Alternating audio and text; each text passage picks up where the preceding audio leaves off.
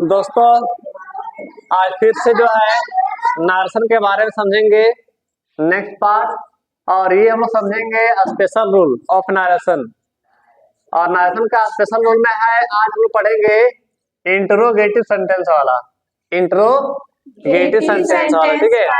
यदि interrogative sentence reporting speech में रहेगा तो उसको हम लोग इनडायरेक्ट कैसे बनाएंगे वो हम लोग समझेंगे। तो यहाँ पे कुछ नियम लिखा हुआ है, चलो बारे बारे से नियम को बताते हैं। पहला नियम लिखा हुआ है कि यदि इन्वर्टेड कोमा के अंदर इंट्रोगेटिव सेंटेंस हो तो इनडायरेक्ट स्पीच में बदलने के लिए कुछ नियम है। कहने का मतलब हो गया कि यदि इन्वर्टेड कोमा के अंदर मतलब कि रिपोर्टिंग स्पीच मेरा किसमें होगा,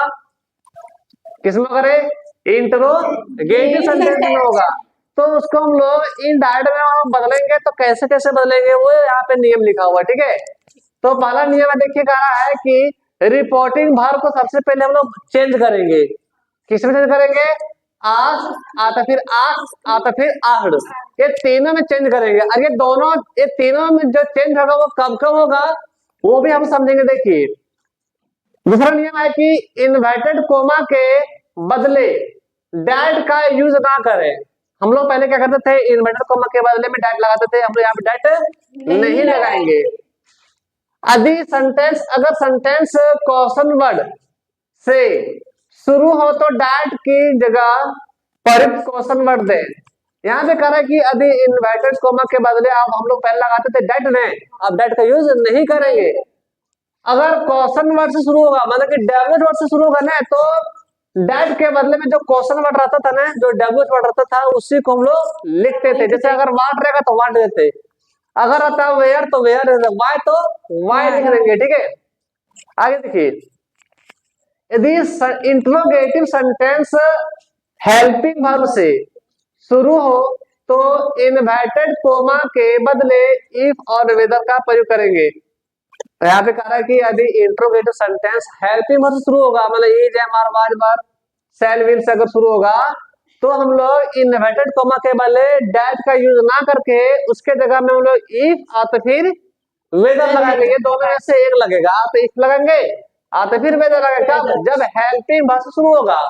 यहाँ पे देखो हेल्पिंग वर्ब से शुरू हो रहा है, देखो यहाँ पर विल, तो विल यहाँ पे आ गया कि नहीं। जैसे ये हेल्पिंग वर्ब है तो यहाँ पे हम लोग इफ और वेदर लगाएंगे, ठीक है।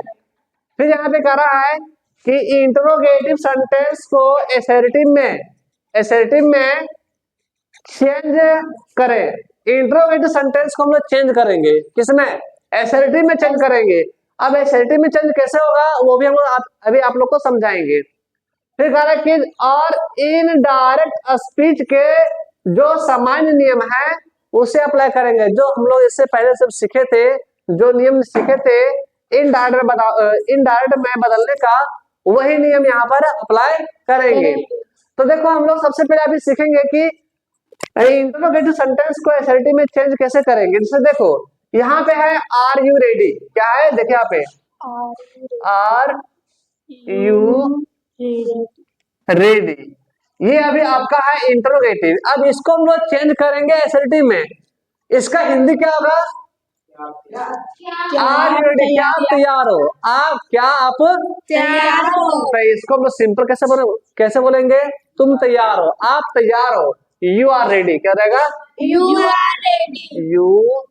आर रेडी, बस खत्म हो गया, ठीक है।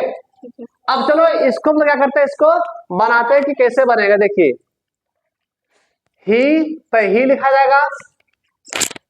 अब देखो सैड है मतलब पास्ट में है। जब पास्ट में है तो क्या बदलेगा, किसमें लिखाएगा? आस में, क्या लिखेगा? आस। तो ही आस हो जाएगा। उसके बाद ये एस के ईड आप, ही आस्क्ड मी। अब देखो ये है इन्वर्टेड कोमा। अब इन्वर्टेड कोमा के बदले हम लोग डैट नहीं लगाएंगे। इंट्रोगेटिव है तो हेल्पिंग वर्ब से शुरू होने वाला में हम लोग इफ और वेदर लगाते हैं। तो यहाँ पे आप लगा दीजिए इफ, अब वेदर भी लगा सकते हो, ठीक है।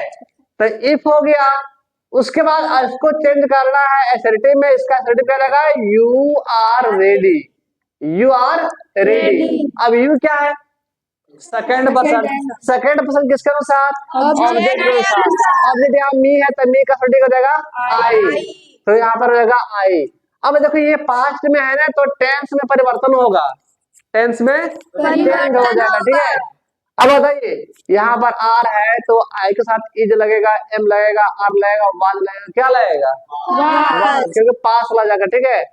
तो वाज, तो I was ready, R E D Y खत्म हो गया, बन गया, ठीक है। उसी प्रकार से देखिए ये वाला दूसरा number, she said, she said to me will you help me. अब देखो सी सेड, सेड यहाँ पे क्या है, ये प्रेजेंट के पास है, पास है तो क्या लिखाएगा, तो यहाँ लिखो आ मी। अब देखो ये है आपका इन्वर्टेड, और इसके बदले हम लोग डट लगाएंगे क्या, नहीं, क्या लगाएंगे, इफ या तो वेदर, तो इफ लगा दीजिए, इफ। अब देखो विल यू हेल्प मी, क्या आप मेरी मदद करेंगे। अब बताइए इसका अगर आप बनाएंगे, सिंपल बनाएंगे तो क्या बनेगा, आप मेरी मदद करेंगे, आप मेरी मदद, क्या जाएगा, यू विल हेल्प मी, क्या जाएगा, यू विल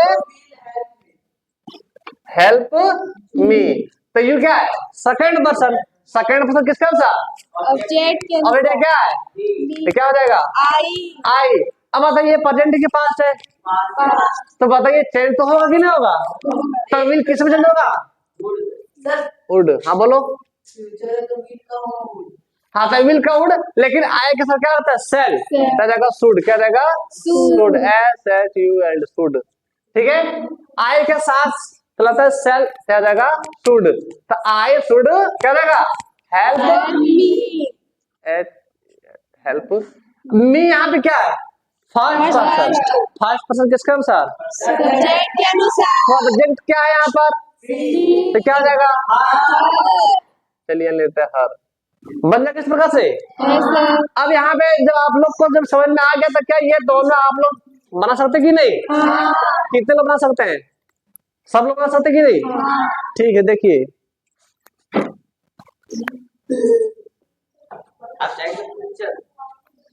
चलिए एक बच्चा को बुलाते हैं, धीरज आजा,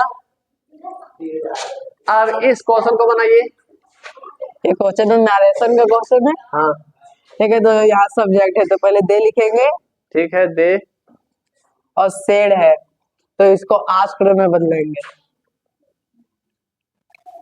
दे आस्क्ड, अगर से रहेगा तो आस्क में बदलेंगे, ठीक है, अगर सेज रहेगा तो आस्क में बदलेंगे, और अगर सेड रहेगा तो आस्क्ड में बदलेंगे, ठीक है। इसको मिटा दो, इसको मिटा दो, हाँ मिटा देंगे।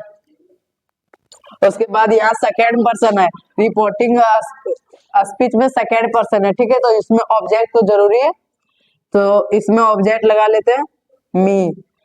अब पहले क्वेश्चन वर्ड से स्टार्ट है, तो क्वेश्चन वर्ड में हम लोग पढ़े थे नियम में कि अगर क्वेश्चन वर्ड रहेगा तो सबसे पहले क्वेश्चन वर्ड ही उतारेंगे, तो वाई हो जाएगा। अब इसको असर्टिव सेंटेंस में बदलेंगे, ठीक है। तो यू अब्यूज्ड भी हो जाएगा असर्टिव सेंटेंस का, यू अब्यूज्ड मी, ठीक है।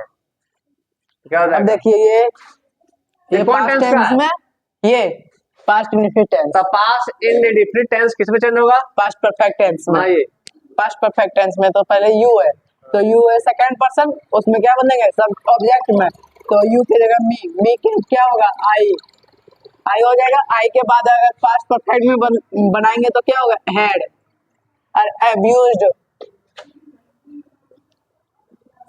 और मी है फर्स्ट पर्सन तो क्या होगा, देम,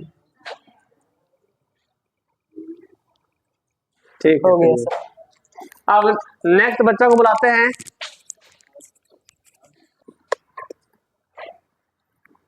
आजा नीलेश, इसको बनाइए। सबसे पहले ये प्रेजेंट इंडेफिनिट टेंस में, तो ये चेंज नहीं होगा, ठीक है।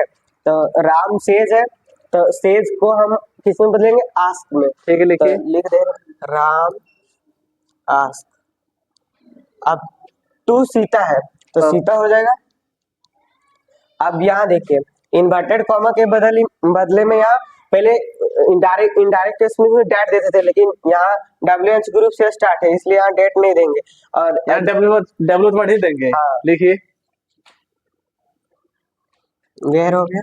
अब उसके बाद अब वेयर हो गया ना, इसको अफर्मेटिव में चेंज करना है, मतलब असर्टिव में चेंज करना है, तो क्या जाएगा यू You लीव हो जाएगा। तो यू लीव, यू लीव हो जाएगा। यू क्या है यू है मतलब Second person, किसके अनुसार? सेकंड पर्सन ऑब्जेक्ट के अनुसार क्या जाएगा सीता सीता नहीं। क्या हो जाएगा सी सी, ठीक है लीव सीता सी लीव लीव, सीता लीव होगा कि लीव्स होगा? लीव्स होगा। अच्छा चलिए ठीक है, यहाँ लिख दो नीचे, ठीक है।